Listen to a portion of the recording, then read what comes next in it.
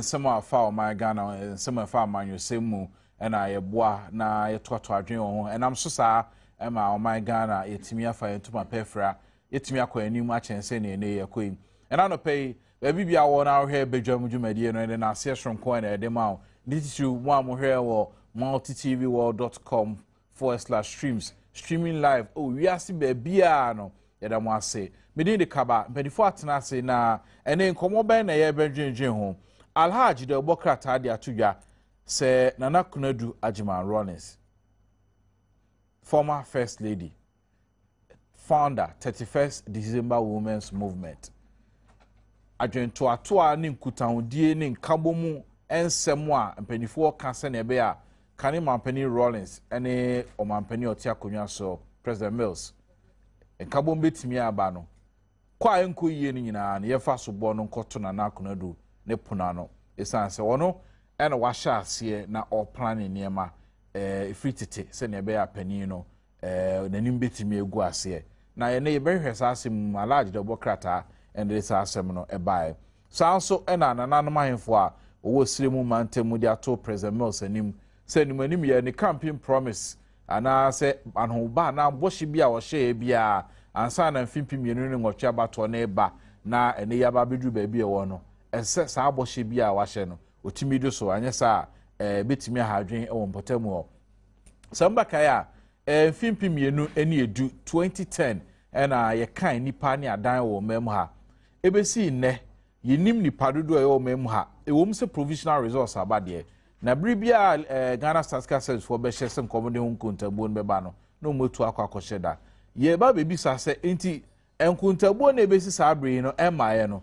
so ampa se entwe empuntudwuma bi nsan ana esanse bia na ke ba kusi school we bi enam se yenim nipa dodo ho ntine na school no yenya nkosi a ha adwen ma ye yenkutahudie ana se mpuntudwuma yehwe no entwe ne nsan ana na ene nso na senka wo mo de resource ne ba still almost to akwa da ebe the impact of the delay on development ene ya soma ebe dwen na afi so no de Obokrata hudo mienu nso de abase Ghana prosufo be S9 ya che wo mo e Togo ene na mpanifo ni mo ho de no wo mo koye o we ni nkomo aye de brel live on Badwam mpanifo atena se na no pay ne ote yensa ebe nkum so ha Alhaji Baba Sheriff deputy national organizer edema NDC. Alhaji, good morning. Good morning. That's Senator Tonsa Freo Waba.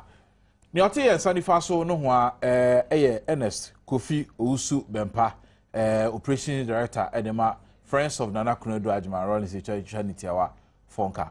Kofi bibi aboko de. Nyame na dumara ko. De nyame ase se say ubrichi no ho asem bae na the first time I hu antiza. Say o frɛ me anka. Oh, Kofi so tu kwan minim so tu kwan. Min tu kwan me okrom ha. Oh yeah sure.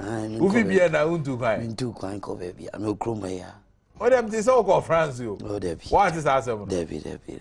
France bi nyanko France. But asem na wo abonti se o ye ubi bia na waka anu atumtu dwane ko te ba bi. Oh debi me wo ha ya. I've been on various platforms, akasa various radio stations. The first time I met you in Nano Yawada, na meet Oman FM, Oman program, Oman Tuesdays and Thursdays. That was the first time. Said previously, Mateo come back on radio there. Minya ye kakrabe 1 or 2 weeks after the BNI case in Tino. My grandmother, Tuana Nanumo Siedo, and my uncle. In Tinama, I was engaged in some family domestic issues. Yes, I got it. Debbie. And yes, be an idea do coin ye kawanutum. Oh, Debbie. I'm more Debbie. Now be dear manual chemachi about his true son, humanity. But because Facebook or I watch to say, Sabia na for sale no, a hoy be a dinner part of. Yeah, I was trying to describe the situation there when Kennedy Japan no said be a Ghana for the treatment that was meted out to me. So what to say? I say, I'm saying sure say oh, but because that person can be so assassin, but under 1 minute, to say. Oh, it's a baby, I say nipa da seni ya do to and I say ya di nipa da seni ko show say I don't know say be personally mina you're giving me that treatment. I don't know, but please, Nadia, because I'm a describer, it's absolutely beyond the bounds of human reasoning for any human being to be kept there for 48 hours. That's all that I can say. Can you then? See, that's all I can say. And it's confused, but it's in the canon. But I know you come out that you be a better brainer, you know, Kufia, Dini Bisano, and you see who be a nice cells. Now, some pass it, you and I will be a business a few more, Dachi, Ubusu Coca, Jamwa, who send ya, or Babwa, who could do Sabran. And I don't pay yet a Prosiphone 7 in the Beshas here. So, here the Bokrata daily guide. Or the Sasa Media, Basaso, na Ghanaian Chronicle, and so this Assam Korea, and so a buy. You know, they said, the Wokrat H. said, Ghana for so Prusy for bear say, or more 9. Now, H. said, well, Yanim Yomo Quakoye, Togo. Ya, Yakwakochum, 4 armed corps arrested in Togo. Now, cash story now, we a Chronicle version, or say, the Togolese police arrested 4 Ghanaian police personnel at Nyete in the Republic of Togo at the weekend for what the Togolese police described as a breach of international security and territory of invasion. The 4 Ghanaian police personnel, according to the police, Togolese police at Zupe, a border town near who were armed with guns and entered Togo through Zupe in a Ghanaian police vehicle with registration number GP 2274. When the Togolese police on duty at Zupe stopped them, they refused and sped off towards Nyete, a town deep in the Togolese territory. A Togolese police officer at Zupe, who refused to mention his name, told the Chronicle on Saturday, April 28, 2012, at about 10 a.m., a Ghanaian police vehicle was seen entering the country with 4 armed, uniformed, and when signals to stop, the driver sped off towards the Togolese community, raising suspicion about the activities. Agbeko Benkofi, a correspondent, a Volta region. Yenin Komokora. Ben Aquaba. Now, on them to say none of pay. Ben, Sassam way, what na and want something to say. Say, Yachigan, I'll proceed for base and 9 Togo. Okay, name it, say, Nipa Miansa, and I cheer Saturday, Trimiana, Assembly, but to Jabez at 12 o'clock more. And the Abbas and the kind of Regional Police Commander DCOP Alex Betty. I can send so a bonaman, we got my friend or phone so. May I make Catreno? The way na Martin or Sion Tish na and Yanocre. Some say be no crena, Yaki on Crawford, Ugo. And I say, okay, Sadia, obeying Shimu. It's in a minute at the Casana Mate. A honor is Municipal Chief Executive, so a cowboy, Isaac Kudubisa, and Omukoyi approved for no. Nam say there be Sadia, the new Deputy Minister and Casa, Honorable Henry Ametefi. Namedito, the name Ebisa, no, so no son Tishi. Into Umana, who saw no so air course, Ashim said, and no crana said, and Yanocre. And you must say, every honor, you have heard Hojo Coffee and now Hojo Alavanyo. Now, a honor, 2 bridge no care any Chagana need to go. And now, honor, who cross the bridge with no way to go. A Togo crew no yafa Hojibe. A Uku in Kakabaku Kusa, Kubisa for Honyete. The cold rat to Guakuralo Menina. It's in a bar and it's a police one era, Hoba. Ukrainian, I mean, said they mean Yintia Omuko, Rumho. But I know that to say, among for to me the illegal vehicle, and our cars are incident number, now people's papa. Eddie trap a honomo, Ebira, Ghana. It's the Abasana, amount for Homotabo, Mom, the Bantina, and initial net in Nuntina. If you are more the Bamura Hono, you may be on Koya or Hono, any Ninto Mura Hono, may no Cassadia. A police one said, I'm mine.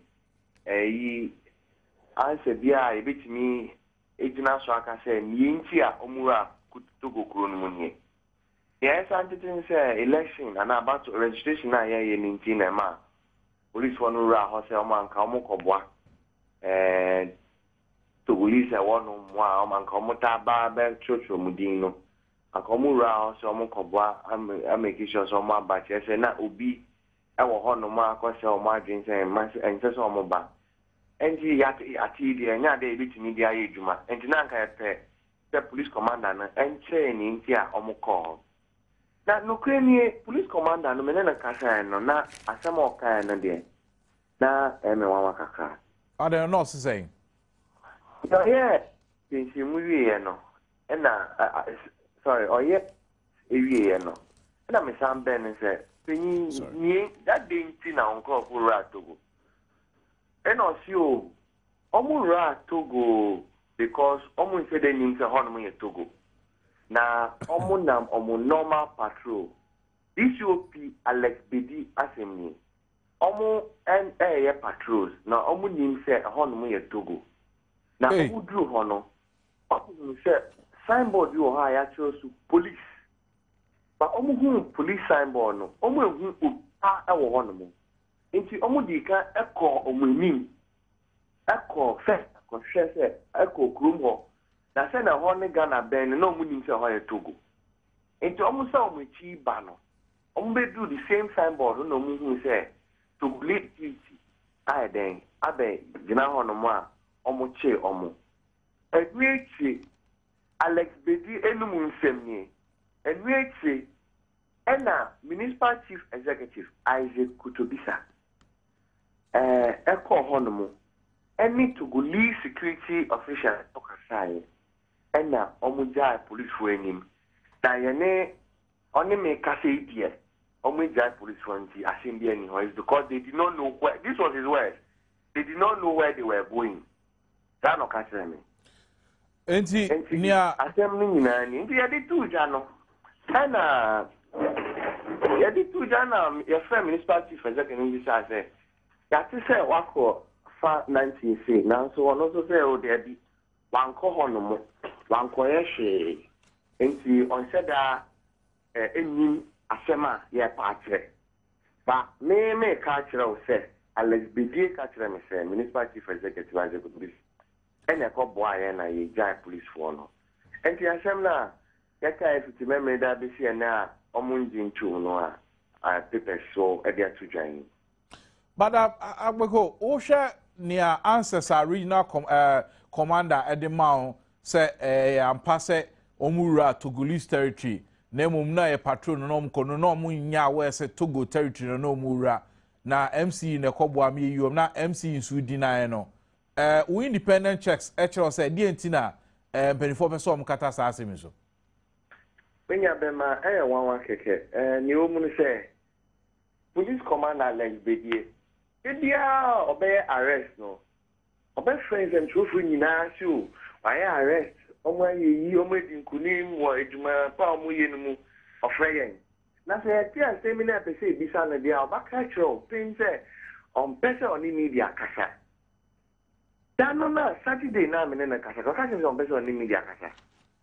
Enti sabi misuba no enti upa bravo taji hana wa di se oni journalist bi akasa se sen na regional police commander ni ndi ejuma wa hanu ma obi abeka chiro o chi kron o di bisi se ade obe pese di betuja ma se ti asem na pese on confirm ana se on chechire mu a obeka chire mpin se onom pese oni media bekasa enti onu ana no onu ana bi na no ka chire me se eye no kre say yes you no crofo sa now so omo nche de ni mebi omo ko e na MC no kra na ko boa ya yi omo bae enti maza sa na ye ne commander no eti o water region ha Well Agbeko na no pe ye da se ene nhwemu kakra wa ye na odi abeboa your correspondent of Volta region Agbeko Ben Kofi na yetene kana na ya shadow say ye ne regional police commander no ebekasa ebisi sabri no your friend no anya de ahoma intimity tom enti yansa betimi aka no na we yansam aba ya ye behese ye be call police administration na yakobi so say asemi so no wo atia na ne mu chemu te say but Kofi ma me sha say free so say bibi say ba sa no a at least from our correspondent, I'll say, on the regional police commander, Nakasama, or confirm Sampa, BB says here, Bermuno, no patrol, no moko, a DC Mone Coboa me DC Nusu denies on Koy Bibisa. So, Ebani say, Ghana and Togo, your relations, at the same, Babani saying. Minia medawasi na machia womo omuhwe TV ena anope ni omo mutie o wiase mafana nyina na first of all say border control one of the major year wiase yemfe ni agro say ahye so enkantete kra no ye na nanum kun ya say ahye na di ntokwa eba ma kruto ni kro nkronkro edi ayi obekaya santima mu kra na ka se sebi asantima almost wo man akobo no fi yase no mni ade the battle of Samanko, the battle of this that because of annexation of land and border frontiers and all that intino the metimasa kabium so ne say abato breadru people are very much suspicious about border control and countries, people from various countries, or move back Ghana, ya share so a person betuaba. Various political parties because of that in detention aba amanyoku various entem na sebi yekoda sore ya tise Ghana for prosifo atra ya share akupi Togo for share so the reason and I say inchirimu a eba no so nye clear. Do idea but we can say clear. Then in the end, you know, maybe political party be taking advantage of that to go out there and then use it against the other political party. Our here a Census and so on and as a papa. Now the can say who watches the watchman and who take care of our border control and make sure say the right thing is done. Intino the bed say yingina ebe transe ni ahwe ya fe ni han ni ahwe ni ehu se the air course wo ho no ehia ma se omanga na hu ehia yen se bia so esi ana obenten kofa bibi emfa me for ne kofa ayima another thing so ni say IGP anase police for mpani for se ni manimu ya omuntu omu na nsi form na yenye thorough investigation you find out because already you know your problem with the confidence within the Ghana police service the other political parties are complaining MPP and DC both of us are complaining about the confidence in the police into we na bano ekotwetwe nsema by the share so nsem na eba no a border issue no I think say is a very very critical issue we need to address it immediately na yendomu asuko ni find out the omokoye wo sa share no so sebi you say oh ni akesi oh epi obi kromu ana chese asem na esi no kusie so mpiawia pe na asem na esi nti die pa na Ghana police for kopewo Togo for ahye so akofa asem aba ya che omo Adom akotwiri kokumu there must be a reason and somebody somewhere has to come out and explain to the people of Ghana for us to know. And as Alaji nienti asem we hia EPC bisa ne say bribia chom Togo ni Ghana ya hye so na honyojo papa o ma obeti na ayu si Togo fusro say ye Ghana for soja for babe ya bitu president Adom onyan baby kroni ade na we so akoban say wo mu sempanifo abomodin etimi yi asem na no so once abeto de obokrata mu de amanfo bepese o mbehunu we ebetimi aha amanfo bi se ebia na ebinu madwen se obi pese o ye bibi wo ya hye nsu ntira na asai yo kaba medasi ana michia omo hwe no omo tie nyina sansin samwe no aya na to de bia ye maso kosro dodo se what na kruwa sa aflawo boko elubu ni border towns no enye ade bia aya na eta na emum borders a enye se ebia popular borders no let me use that word se ebia ofa aflawo elubu na and the odru ha yes gate ni ade now what na bokoda ko boko a akwa ese bibi se triangle bisa no uko ni se ukotogo ufa ni se na una Burkina Faso na michia no na aya na utimi se pusifo omo the other side no eto bi omotimi ba bedi dwa wa Ghana ebe to niema eko bra omo hye omo uniform tete no obitimi free lome no abeto petrol eyi aflao sabran because of the prices no oh na me check because na petrol no ni bo emre e wo Ghana ha esi omotimi drive ba na mo echie no na ye didn't share by say there be sa nema no mfa dey jai petrol ton kwa wa aflao because na akwa say sisie bi na wo mu sisie na they said them correspondent they kan when asam na ho untimi hu ni na ho pefe oh na me check no the ntia posifo motimi cross border eko obi man so no mintimi hu say no mo kono mtetuo say mo drive you we na say no me armed mtetuo sisie no entimi kan bibiri if we say the ono kan no information be if because another area also there's lot of smuggler activities I did one place in Tema we go far fly be chill nti ana man for the mechire mfiche ebinu kura timi kwa kopi obimbila na da fa nsuo no rivalti no ma cross ni aba ni ahihye ntema no buka no na de bayire eguso say bia muntua duties sa na menyina nti police for na to de bia omutimi ya ebia na omwa we no na ho nti wan hwe ya no akọ waje obi anu akosi bone nti o say nya na say IGP no ne police peni otimi emie hwehwemu ne hu de ntia omutimi koye de omoye no ene wo kase esi yaja omo esi DC ne si akoka me yaja ene wo so nya sa na mi chen ne mum wo say hwe na IGP omie hwehwemu ne hu de ntia omo kodi se adwuma no ya be say sabeka prosifo penifo nti so omo ye akasama afo no DSP se fa starter ye na akasa wo si wo pese onya brief ansa na obekasa wo hunti eguso ye twen saka no na efi sa abre no ni saka sa brief no a ye de emuchemu bebre 1760 ene ye short code network bia wo use bia no e say Glo so aba nti say Glo say MTN say Vodafone Espresso ana Airtel o de ba ye be kenkan 1760 sabre 24 yempem so na yenko na 2010 population and housing census na se ye kan nipa na ebisi sabre hu sunsanso no maaye no ade a ha adwen obi a wasua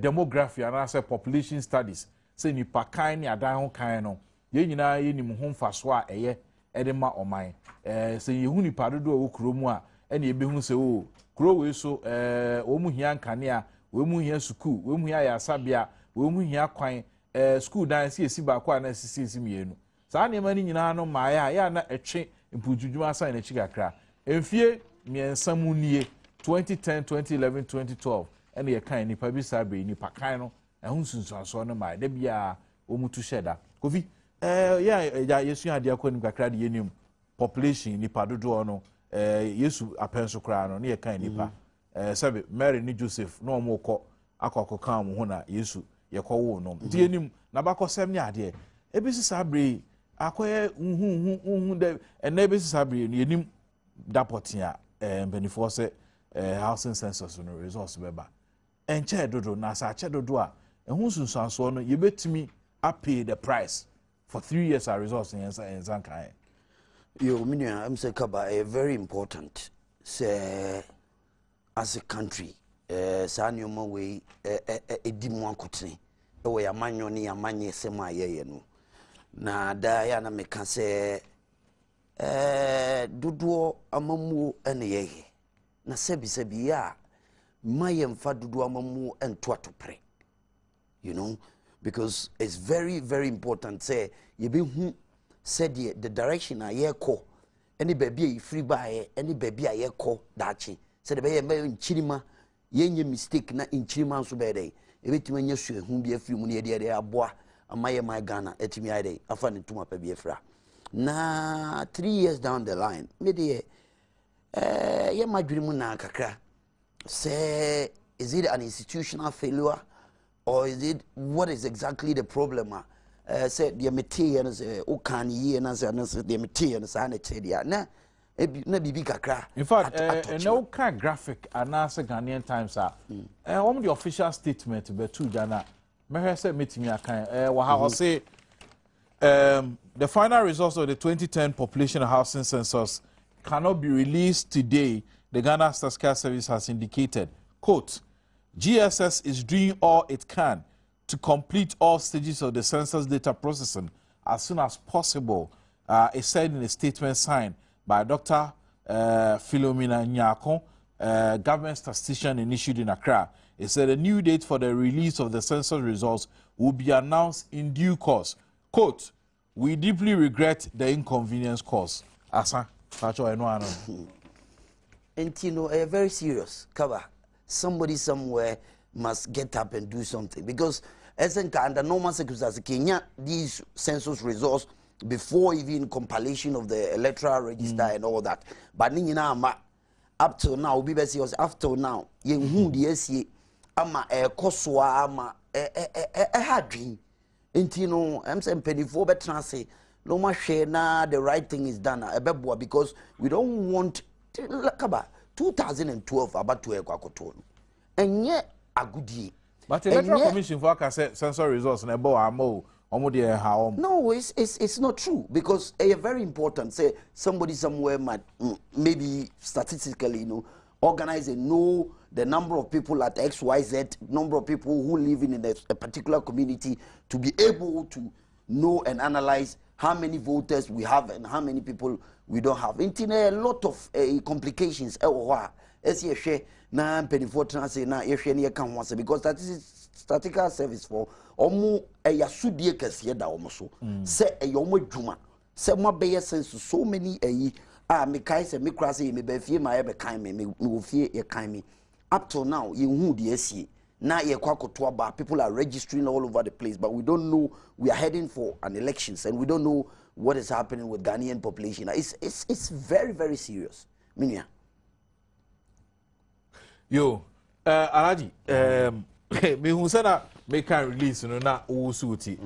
Obviously, no when in your hosa, when and she show more diabano, and you de cra. When who be high in Ghana, and statistical service, I see Munko and King Kind. Said the Woking. You pack and yen over 2,000 years. And a who here is very, very important. Emma or minor. Emma Abine, Emma Emensin, because to move say Nipa say, do see, Ewaha, schools, Adaya AC, Activity Adaya AC.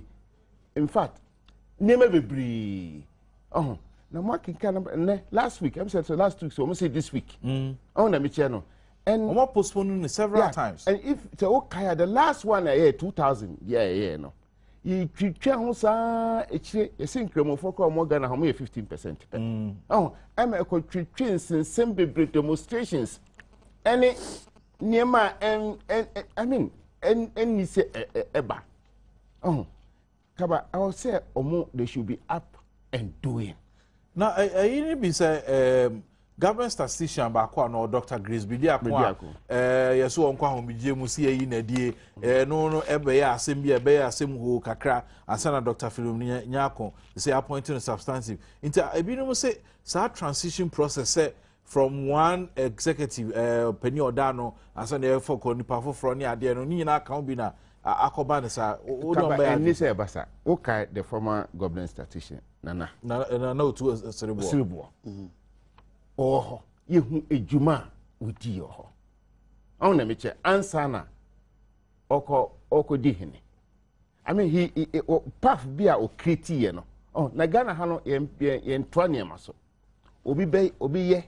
Na se okona se nipa foforo ba. E o say ye jeni nyina esum nyina gu nchen. Na nipa foforo no aba na de. Won so ahye bibi ase. Nti no it take time. Oh.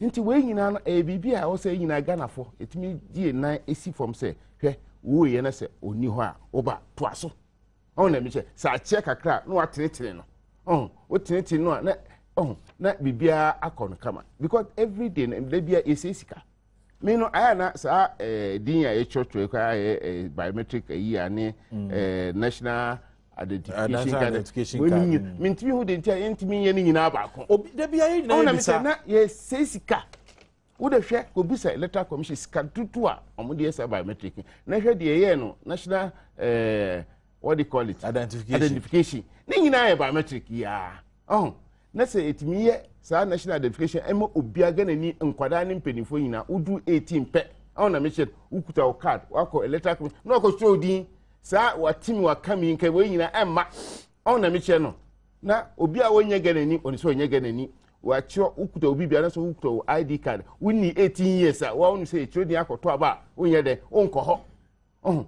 ye ko ukuta o card ya chiro wudin ID no e wo number ya kotu bibia bebia wufri bebia wote ni ya we nyina kama edu abato a wako akoto aba finish asa nemo ne institution we jiska we institution we jiska abra ye hin sika iso ne de mputujuma ewo yemamu nti we nyina o se as Ghanaians no o se timi tenase ne ye dwin ko bankrum se efri ne ko no ye we a etimi ade ba ko emane solve problem bebri even passport mintimi hu de ntia obi ntimi fa the passport bebia wote no ontimi ko register passport because unye Ghana ni se ukuta Ghana passport uba ebetimi hu ebe hu because Ghana for enimi ho na me che no se bi twi kasa kra e kan obi nye Ghana ni se okatwa otumu se we no but ebinum ti o minim nanso minim Nigeria ni bi ote dance man ote twi me sure kra se bi obeti twi kra che oh yes me no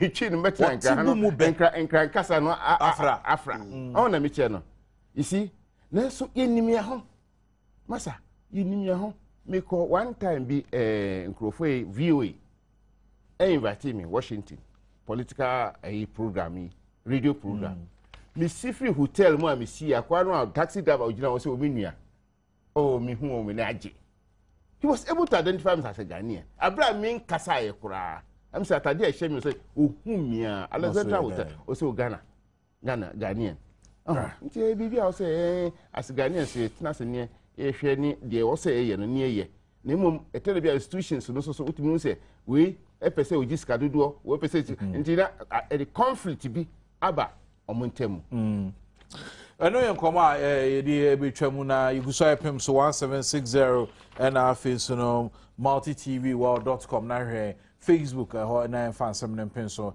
emfa ema wo comment bi a opese o share with us 1760 but if we are moving on na asam kese ba kwa aba kofi bacho betimi afa paper and krata na amamia na the krata alhaj edi aba na we say exclusive feature on Nana Kunedu, the woman behind JJ's self destruction, part 1 of 25.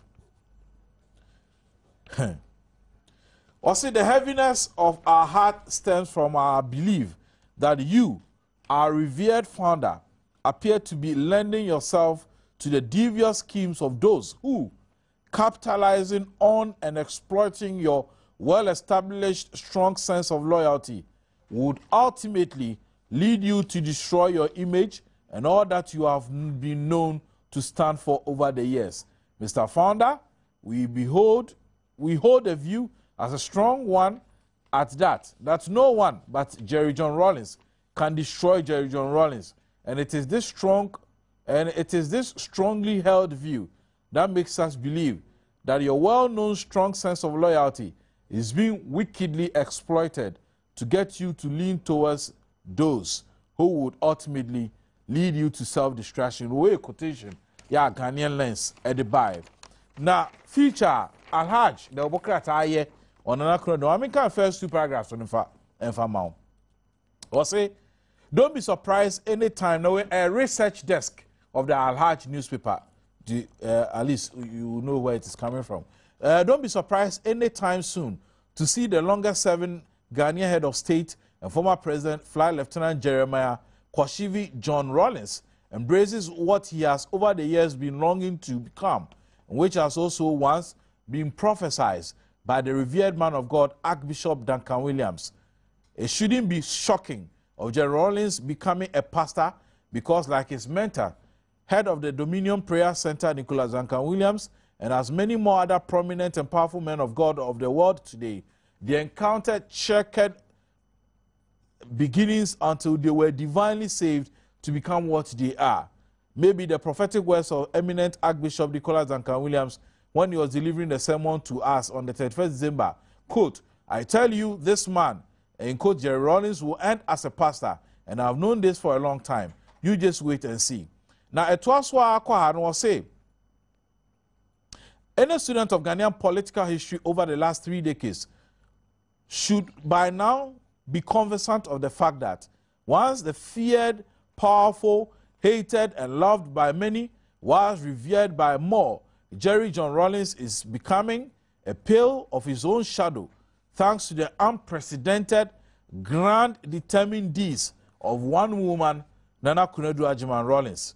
Almost at 64, formerly sober and reticent, Nana Kunedu, art graduate of Kwame Nkrumah University of Science and Technology, specialized in textiles, and daughter to late J.O.T. Ajiman, married her spouse and founder of the NDC, Jerry John Rollins, in 1977.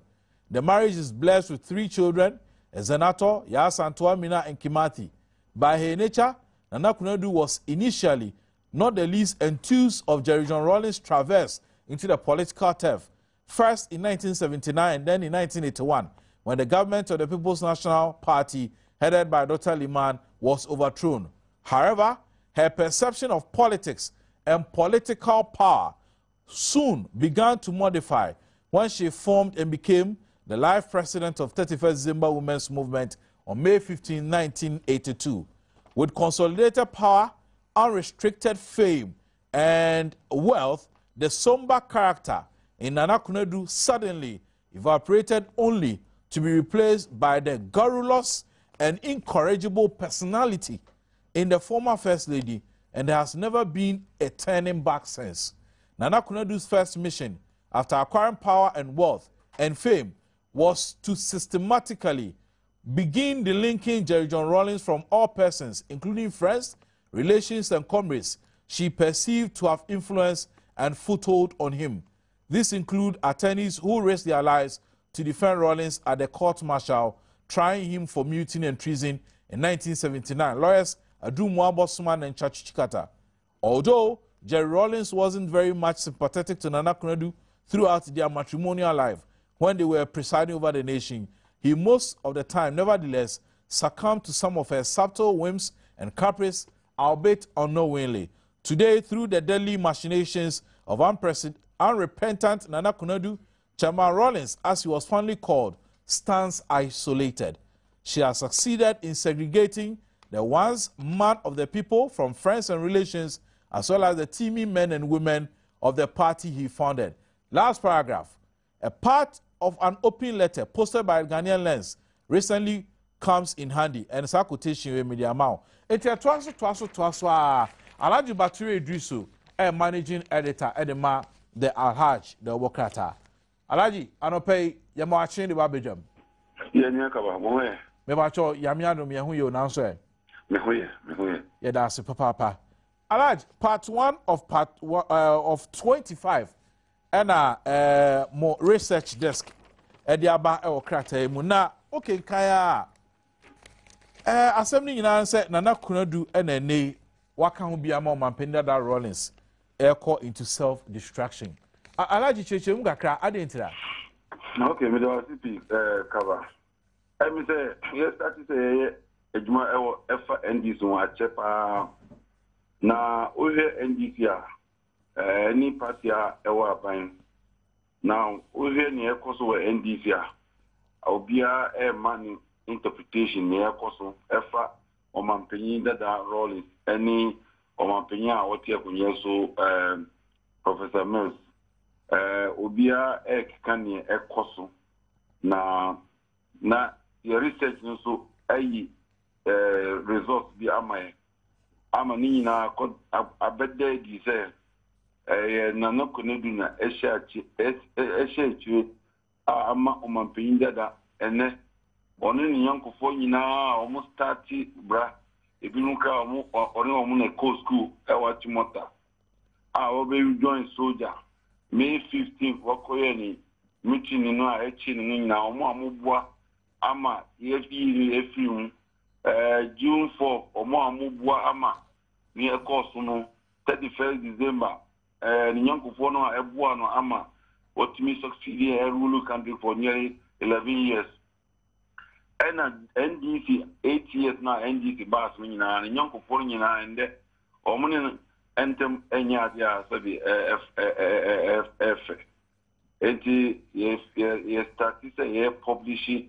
Near see from the beginning. I'm a President Rollins, and any young Kufoni now, Omuntum, essay, I'm in there, Abetu, President Mills. Now, Alaji, meaning, sir, as some way send out the kind of stories are must carry a check a crowd. Now, a woman said, when a part 1 of 25. Now, somebody babies are say, remember the signer, Obia, what in the area from 77, they are almost 36 years in here. Na one kasa ebe jina ahyehye bibi se ni kunu anim wase ade na beba nsa ebia won sheda enka se ni kunu anim eguase na emom enema bia wo ye no eno na edi anim guase ebre ni kunu kabama mane nya wonwa enne ejanum ene namnum enyese omun no omuba omundo omumma ozo ebinimu etimi omuni efa omuma etmima omuma sabi omudachi ebo omu enti saaso na bema betimi amane ni dachi ebo no ena obaso betimi aye ni enti amaye kanisa say sometimes who ye bibia sabi especially ukunu onye ni pakitwa obi a wa besumo man first as head of state and then secondly as president for close to 19 years ama sabi Yenina who near force or mine. And no matter what will be following, also a baby. And next Gaubia has a Abia also, or corner retirement. Sabi, or Mampeniku for our corner retirement. Sabi, and time city in summer, ABF for President Rollins, F or Mampeniku for, or Mampenga for. It's a yes, say Abia was shedder. But near one pet, near all year, and then a because how can it be? Te ukunu sabi, only young for now over nearly 35 years in now, only opian some end.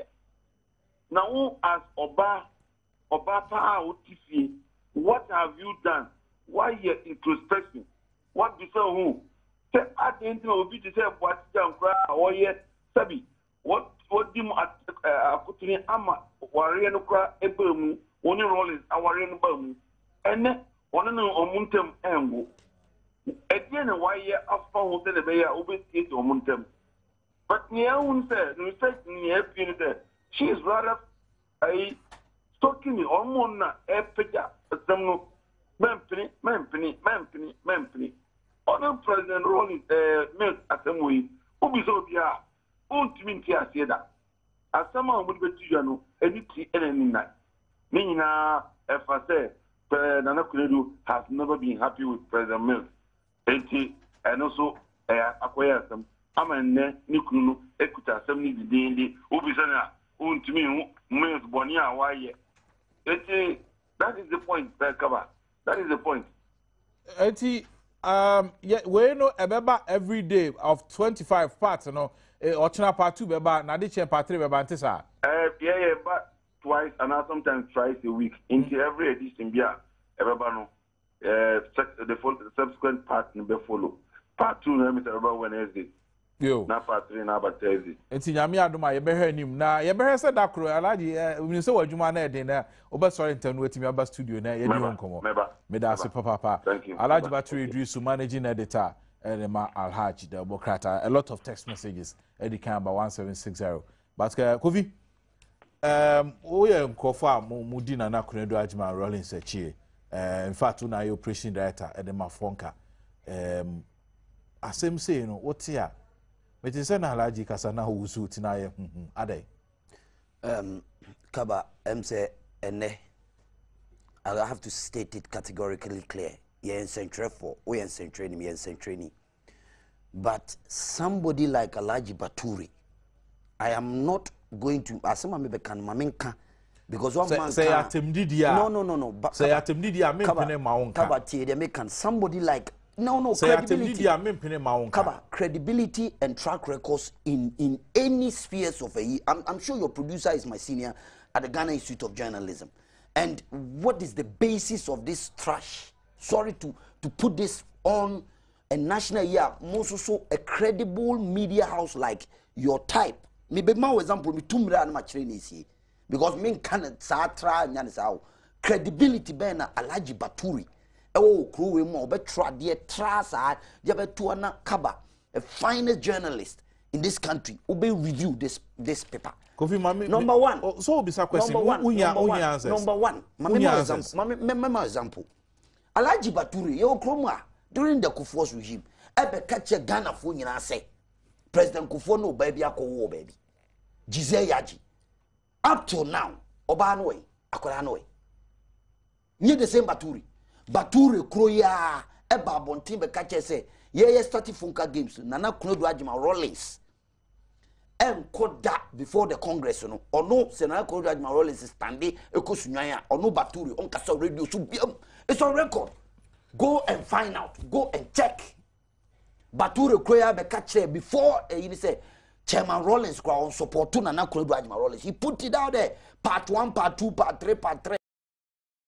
Yeah, so and me yeah the no betally in say o man pende that Rollins so can be na problem so no intimi solve it or NDC problem ne say ora say dun ketia so on na chairman of the council of elders meba so problem ne say NDC amanyuku obi oberima bi ba Ghana amanyuku mu a ne friend Jerry John Rollins 30 years down the line o se na ni suade hu ne say medi nwanwan ne abenkatin konton kwan into who are who say ubetime di no di machi probity accountability and social justice and makanisano oti ase dream keta ase she project kan ni machi account enya dia ese edimu kotene ewo amanyokunum ye didimu an ye be form NDC ma NDC be ye NDC krabewe eneyi Bature betima kire me say the ekosu wo NDC amanyoko does it fall in line with the probity and accountability and social justice Jerry John Rollins edi buy out ni suadi won ode kan no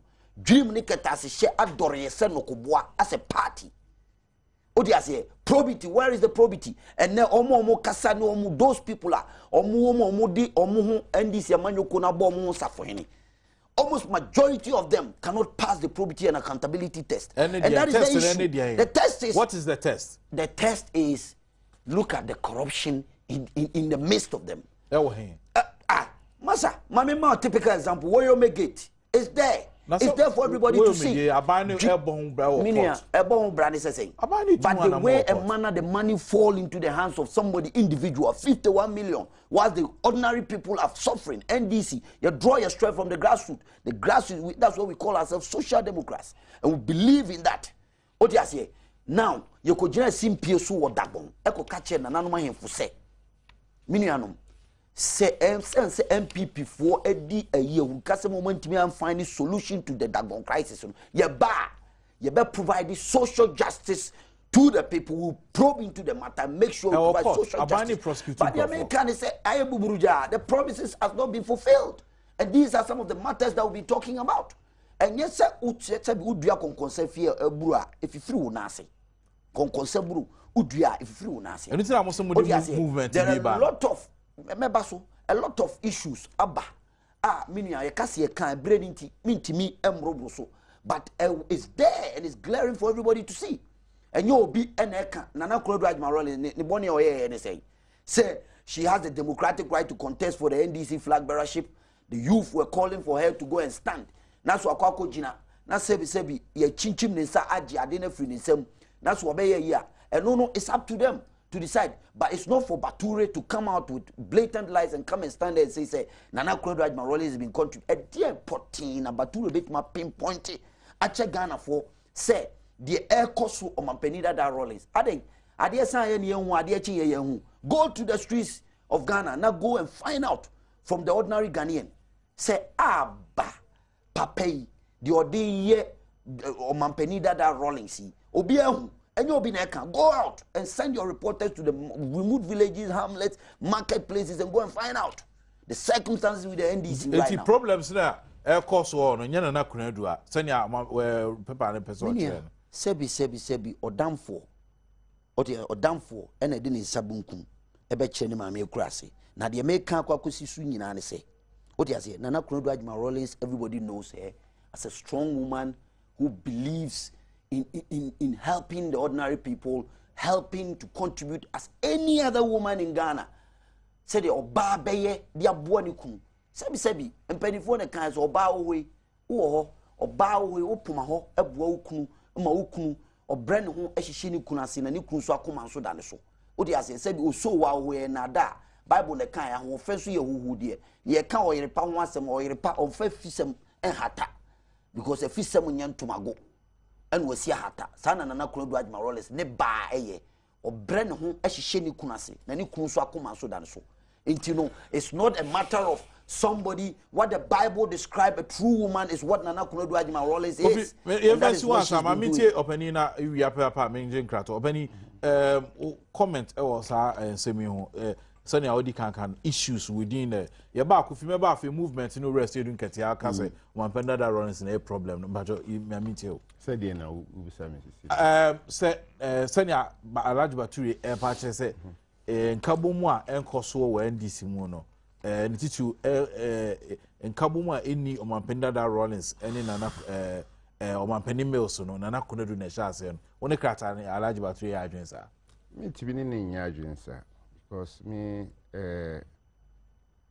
ni na so bia me de begina so na sebio me last be me kanu ha NDC ni no bia be dom party no on the beach no we were there right from beginning and the ono na adwen and wo kire on the beach no and nyina so a o odi o de ntia o kasa no edipa de ewiase ewo hei tekramani sinkra na etu de bia omoko eye party and me ami kese minim na nakuredo Adom Rollins minim ni and former President Rollins my dignity from 1979 June 4th eda wo pie free Bema camp oba Tema station sabe ne on be bia foreign affairs building be ya hye no na ebola ana asum hwa yese manti Kilimanjaro so mu ho ma menje nkrato mra me ba me so am wato aso ye nyi nkrato mfi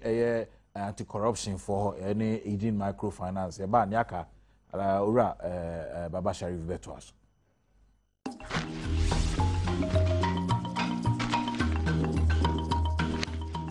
e wakwa biema de ba bejomjumede so afi na do afini ato akabe sesima aduonu mienu na nonkron abo ora NS Kofi Usu Bempa operation director edema fonka o ha saso and Alhaji Baba Sharif deputy national organizer edema ND so what text message safabre 1760 saso ne ka so chobolobo enso eboa me edjumede edi abrel o say o gas leakage alarm ebitimi aboa wo gas wo kitchen restaurant ene ehonkro ne ba nyina no a ne hia se odi indicator no dia bo o cylinder no sa tie leaky pa be start say ebe bo alarm na fi what say bibi koso ebitimi ye fi so so and o magnetic glow gas level indicator and so the bo cylinder no onu aduan na gas no ekofoma na no so indicator ni show se na be a unkofa aduan nkosiso maduan no enkosai anti sleep alarm so ho abetimi aboa and it is an many nyina no ye niam Chobolobo Limited, Diaba, Eba Beboa, Amaya sitting in Motimia Konkan 0243 413 651 0243 413 651 and now say 0272 379609 0272 379609 now ni Chobolobo intimini company now pa okasa sana micho no akọ commercial to asofio yeah and seba me kan say ene me amika say party headquarters Martino in few 20 years. 20 years of my life. A free that a cocky a certificate as a political party. I'm a my cocky by. I have worked as an auxiliary. Meaning penning for a bilim issue for a lead, Dr. Kaiko, Obia, a juma. Now, I'm say, me de me hoa buffore. I'm a party. Men per se. Party no. The echo kosui ebe konosa na emum o se yina nya abotre na yehwe na e penifo no a sa misunderstanding ya ba tawa no yetimi ye me nu ekuma oti hoyi we are brand here we are some this is my first time of meeting him to David this ana me what share me that ba party it go mum say me hu ni say one on one this is my first time On the channel. And I have said that many not going to in 1991 a better party. Nam Anajo from house to house near a campaign. For people to even nip about dumb party, no? Because it wasn't easy to form a political party. We became a cupcus, but probably I didn't know what's 1991 before more party says 7 a.m. Eagle Club was oh. In fact, worse I will use to meet in a and repeat it, but I was able to convince me say in some I can group of my penny that are Rollins, Chama Rollins, and you know correct. Oh, na me channel. Inti it me a yes, age me na crack. The emum of saying ya butre. Say be a party ni. Oh, na me channel. And ni many viewer with the foot work a cram de mouth. Oh, me what can be viewer? Say ye den in horo. If you say me a horo, oh, na me channel. Na say what can sa? Na so bet na TV so. Na say o can be etia obia. No be so. Oh, me no yes sir. Ni omo say nyina de ye say mpa epokra na de okoto djeba for na say be ampanimfui party because you are the future leaders. I want to meet you no. Ye no be no very soon no we take a back seat. Nti also nya botre. Ni ehwe na mpanimfo a wo mu nyina na etimi e de nkabom eba because NDC ene e di nkugu a I want to meet you no. You lost, I have lost. O say nyina utie NSC a some more can say former president Rollins aka on several times and he say principles are party no nyentia se na odi animom kwaje certificate buy no sa principles no ma to actually probity accountability social justice no and na ma to actually corruption asha mo say chum sa no me gidie ni se on na me che na me gidie ni se mponchi ntakwa ya masoko so ende probity na ma to actually mponchi ntakwa ye de na attach no accountability na ma to actually ya mponchi ntakwa de me che ni se de mpesa me che ni se former President Rollins, Chairman Rollins, only a founder. And I still believe, because I'm coming dumb about it. One and I'm bedroom NDC. Tisa Kobasa Rollins is a free party. One free. I don't see how say Rollins be a party because we won't see dying. And two, because oh, Baba Joe dying. I mean, how? Oh, what best if you including President Mills, I want to say. In 1996, I did Professor Mills by. Let me maintain it. No, Nimumpoda. I thought, Neo Sunyani, Congress. You buy in a bay announcement, say, your next running mate, Professor Mills. Party headquarters, the following day, organize a press conference. I mean, buy. That was the first time I met him, Prof. So, over kinds of swap. The same former President Rollins, and a quiet Sudru declaration and I did the same ho nya bibia na meet alternative so aka we knew what went on and then you call who in 2000 obe you know say this is the man I say nyina edinechi I want to meet you I'm expecting say enne say Professor Miss me maker and no make me to about 5 times as Professor Miss a president 5 times with 2 man 2004. There be 2000 first round, 2000 second round, 2000 third, 2008 fourth and second round fifth. Ma tuaba, me tuaba sa ma obiada. Say we differ about what tuaba bakum 5 times. Let's say or a president. The AC no, I expect say former President Rollins of Timmy Freno. It's only ora say doing katia ya adwen. Say then. Say problem no nyina no, as say Rollins na or can be into the problems now, but because on the chairman of the Council of Elders, I said, don't catch on Africa watch. Let me tell you, me on the meter, me more part of yes, he's my boss, he's the chief executive of the party. Or can I say my English near to Obama? On the meter, Missy me to be Kamaji. What did the mechanism? Me to make Kamaji. Obi en hobet me aka nsem bia atumi nya kwara no bia ka akura bia hye manu maka na sa debi nemu de me chen say former President Rollins he is the founder edan no NDC no ono na ede ono siye on say akraka on na me che ono no so betena se we peni wo sie kunya no fro bia do di cement beba obetumi aton sa frɛ president of Ghana sa masa ti and yes, or your mampany. Boy, mampany. One could radio so an active say, Miss ye, bra, there be. Massa, mpenifo ho ge won mpenifo akokodam party Mr. Harris Oyanom Madam Mary Grant no mo ho Alhaji Mama Idris no mo ho Mr. Lano Mobila ho I mean I'm talking about mpenifo what me no atena se for the past 3 years as I as a national executive for the past 3 years as I me cause mpenifo way say omo aka na mo me ogide say still no achia na emuye na me chen achia na achia na emuye because you mean say me ni party be amedom at the NDC and let me see me free in this one my job politics I'm telling you because after 20 years no in this service to this party no dey be until me gini say achia na emuye by 3 weeks or so I was me go for me former president Rollins yeah I was there me go Ukotono me tono no and say me call so me ko there was some ayibi na dey call he nya me nkwa na me call he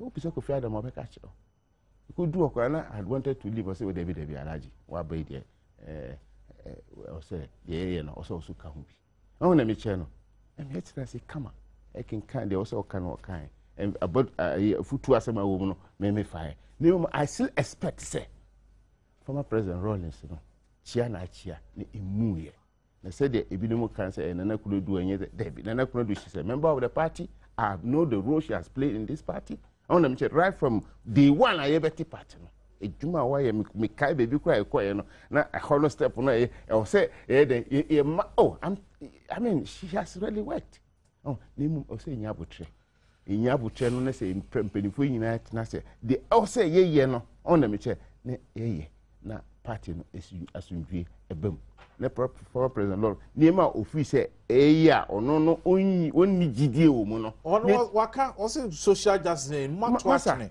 te mini okumai anami office waka oka corruption yes on na me che no if bia mense wo on na me che nemo say ehwe ni sa mensa ne yini free mu na ye tenetene niema say the party no ebetimi ejina ne naso na ejidi agana fo ewoma NDC no sa jidie no yatime amana atintim bium na NDC akonani Kofi openi say just say former president Rollins na o ye pani no na efie no ono na asi ne fie na omanfo abamuti se problem bo ono say friend pani for man betra say kaba ma me chance ye free baby openi wie no em say we are simule you can never use emotions to judge right and wrong. What is wrong? It's wrong. And we have to accept that fact. Say what is wrong is wrong. And then only asema ya can't na bisi. Sebi, o ma penny that Rollins ono so President Mills and sa eno de ne bae. Sebi o si odi atibdu abini. Sisi abini na tram no ama sabri wo hu say de ekoso no enchia into President Mills we have to change the driver. He said it. And you didn't listen to him. People like Bature put out some stories trying to vilify the former president for taking that decision. What do you say? Sebi no if you said the mokano so no nimna na nisu adi hu so na mudi chase probity accountability and social justice here jumana so say the driver of the vehicle no we need to change him. So we started losing power within the first week. Sebi penny oni bibi no or abachain Jerry John Rollins as you said 19 years in governance. He took power twice and he gave it back twice. Nobody has got vast experience than him. Into Okasa, only media Oka. Otiase Kaba. Na Sebi. Can you always be right? Moka. No. We cannot say. But what I'm trying to say is about principles. So you cannot always be right. Kaba. Politics is about principles. Right now, go to Britain and go and check the Labour Conservative Party, David Cameron. The home party people are criticizing because he's bringing out policies. HSA, he went to the elite schools. It doesn't fall in line with the ideals of the Conservative Party. So what are we trying to talk about? Me na me say, me di me yaba. Ene ye na yedi akunwa su ne edu abisi akunwa so. Akunwa ne ho amane wo ho. Se wo ye. Na se bi wo ba ya wo tonton prempran ne ne nyoma di. E wo akunwa no gu akunwa ne ho fia. Na ye kan ye ti kromo henkwa ne ade hye kan ho asema wo se me enka. Now, no, yeah, it doesn't reflect. It's about principles, and it's a total principle that we are talking about here. Of course, we are coming out with a movement, to restore the values and principles of probity, accountability, and social justice. Because Kofi Adams so aka na so aka. Any movement na mo pese mo de ba NDC. It's a movement, can be any movement. It depends on what is the nature of that movement. Yeah, they will call no man no makrum. Nyina kwa ho. The American say nyina kwa ho nwi prebu because it's coming and it will unfold for everybody to see. But what I'm trying to say is say we want the values of probity, accountability and social justice to be restored in the NDC. It's very paramount. And Americans are money. Kromnas are money or what? A money no here. So you do a besia kunyazo kaba oba hai oba uko commercial break, unko commercial break. It's part of the routine that you have to. Exactly. So therefore, these are part of the say if you don't believe NDC Monday, don't believe in probity, accountability, and social justice, that even bearing a card doesn't even matter. I'm going to say if you be a man, so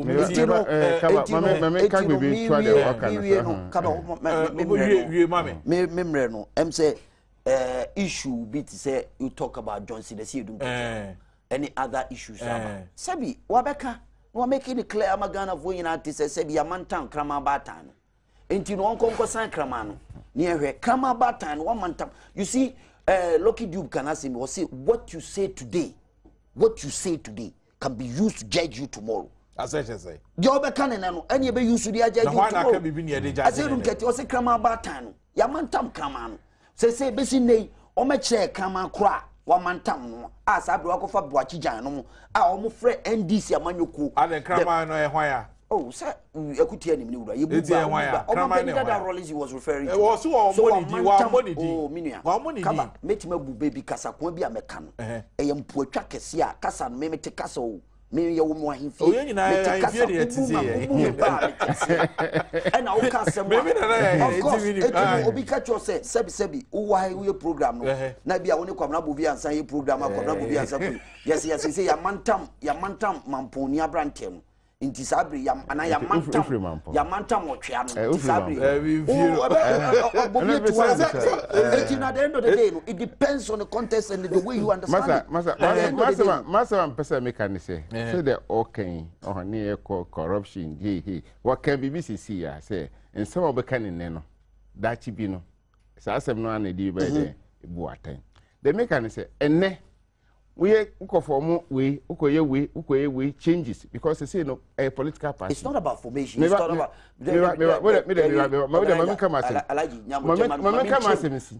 Because your auntie, me say we are restoring probity, accountability, and social justice with a movement. And no, then you swadi former President Rollins. And the former NDC, which you are a member, which you know. You know, say it's not there. Okay. It's not there. Say anyhow. NDC or Honor President Rollins a year Oman Penino.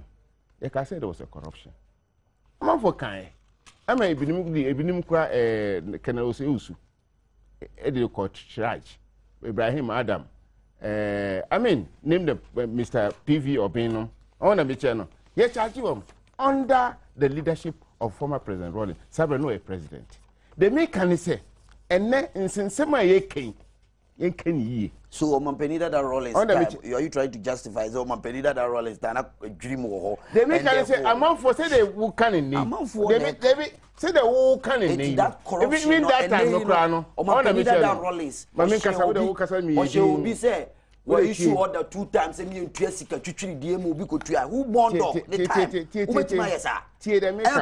And they point out. We don't justify those things. Of course. On a channel. Oh, can the meme can say, even when former President Rollins was a president in Ukraine, Sasu Bui. I took question, or he's still alive. My but crime say, on a channel, my Ben Johnson, Ningina, on a channel. The emum, the make can say, and neck. Former President Mills were party member. Ye to Obama and obey a president. Into obeying who only can say, which I can say, and ne, yes, son. Because party, no, Emra and a Juma. Emra say, if I got to Abba, Miss ye to Obama, 2014, it was our Congress. So we could generate a month for free say on better Obama or Obama. Right. Name of any quite say which I can say and ne Michihui.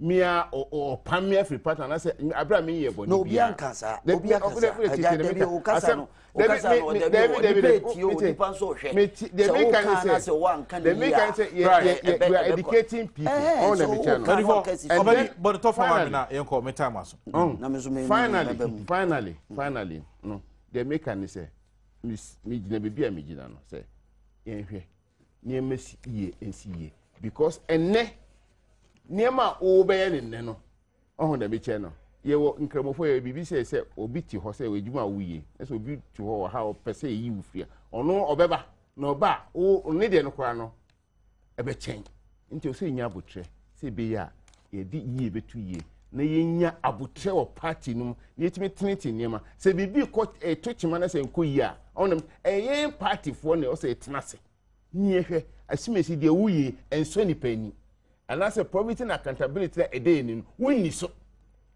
na we deal with the issues the emom enye to be okoyesa no a oh na me check you destroy the party beyond repairs ochina wo ba obe brekura ansa na wetumi ama ni makoyi obani ye de besia ya kofi oh na say me time aso mpacho under 1 minute na wo kan say probity and accountability dey here to be bia ne de baturi atro de aba beto he na say you expect people like me to sit down without reacting to those blatant lies and no better out for stuff for unity yeah they ask my can enye certain movement in last question time aso that be na some movement in best start sooner than later you sooner than later when you read the sooner than definitely come, but the restoration of probity and accountability it's ongoing. It's restoration of probity, accountability and social justice ayira mobasa banning sesi for mana no mobasa president no oluzu 2012 no we are talking about probity and accountability and social justice and you are talking about obi lusu power. What is that